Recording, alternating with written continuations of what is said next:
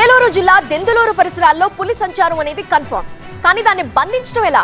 పులి బారిన జనం బారిన పులి పడకుండా ఎలా కాపాడాలి? ఇది ఫారెస్ట్ అధికారులకు పెద్ద ఛాలెంజ్.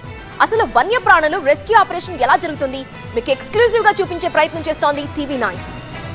అడవి పందులు, ఎలుగుబంట్లు పాల్పడే దాడుల నుండి పంటల్ని రక్షించుకోవటం కోసం రైతులు ఉచ్చులు, విద్యుత్ తీగలు అమర్చుకుంటారు. కానీ ఆ విధంగా వాటి ప్రాణాలకు ముప్పు తెస్తున్నట్లే.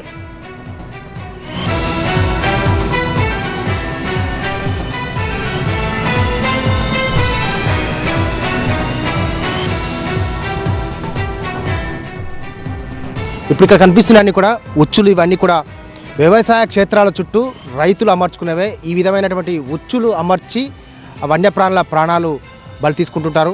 ఇక్కడ కనిపిస్తున్నటువంటి ఈ ఉచ్చు ఇట్లా వ్యవసాయ క్షేత్రం, మనం ఇక్కడ చూస్తున్నాం ఒక చెరుకు తోట చుట్టూ ఉన్నాము. చెరుకు తోట చుట్టూ ఈ విధంగా ఉచ్చులు అమర్చారు. ఈ ఉచ్చులు గమనించకుండా వచ్చినటువంటి వన్యప్రాణులు, అడవి పందులు కావచ్చు, జింకలు కావచ్చు, దుప్పులు కావచ్చు, లేదంటే చిరుత పులులు కావచ్చు, ఏవైనా ఎలుగుబంట్లు కూడా వస్తుంటాయి. అటువంటి వన్యప్రాణులు వీటిని గమనించకుండా వచ్చే క్రమంలో ఈ ఉచ్చులో ఈ విధంగా బిగుసుకుంటాయి. చూస్తున్నాం ఇలా నేను ఒక తోటలోకి ముందు చెరుకు తోటలోకి వెళ్ళే ప్రయత్నం చేస్తున్నాను. వెళ్ళే క్రమంలో ఈ విధంగా ఆ ఉచ్చులు ఈ విధంగా బిగుసుకుంటాయి.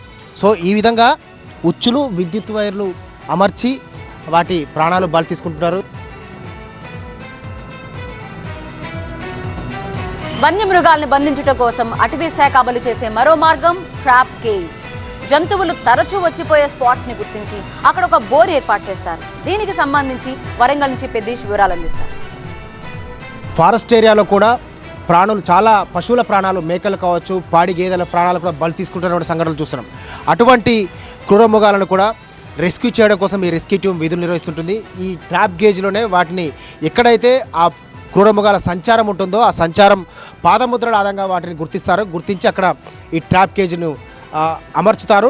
చుట్టూ కూడా వీటికి చెట్లు అమర్చి వాటికి ఆ క్రూరమృగాలకు ఏమాత్రం అనుమానం రాకుండా ఈ ట్రాప్ గేజ్ని అమర్స్తారు. అమర్చిన తర్వాత ఈ విధంగా వాటిని ఇందులో బంధించిన తర్వాత ఇక్కడ నుండి వాటిని జూ పార్క్ కావచ్చు, వివిధ జంతు సంరక్షణ కేంద్రాలకు తరలిస్తారు. ఈ విధంగా చూస్తున్నాము. ఈ విధంగా ట్రాప్ గేజ్ అనేది చాలా బలంగా ఉంటుంది. ఎందుకంటే క్రూరమృగాలు, పులులు కూడా ఇందులో పడుతుంటున్నటువంటి సందర్భం ఉంటుంది. సో ఇందులో వాటిని బంధించిన తర్వాత ఇక్కడ నుండి వాటిని జంతు సంరక్షణ కేంద్రాలకు తరలిస్తారు. దీని మీద మనము అక్కడ ఉన్న చెట్లు, దాని మీద ఉన్న ఆకులు అవన్నీ దీని మీద వేసేసి అది సహజంగా ఉన్నట్టుగా అక్కడ వేరే దాన్ని మనం అరేంజ్ చేసినట్టుగా కాకుండా మనం ఆ రకంగా దీన్ని మనం అరేంజ్ చేయడం జరుగుతూ ఉంటుంది. దాని తర్వాత ఆ ఎనిమల్ పడిపోయిన తర్వాత ఇక్కడి నుంచి మనం తీసుకొని వెళ్ళి ఒకవేళ అది గాయపడితే హైదరాబాద్ జూ పార్క్ కానీ వరంగల్ జూ పార్క్ కానీ తీసుకొని వచ్చి దానికి వైద్యం చేసిన తర్వాత దాన్ని మళ్ళీ అడవుల్లోకి రిలీజ్ చేయడం జరుగుతూ ఉంటుంది.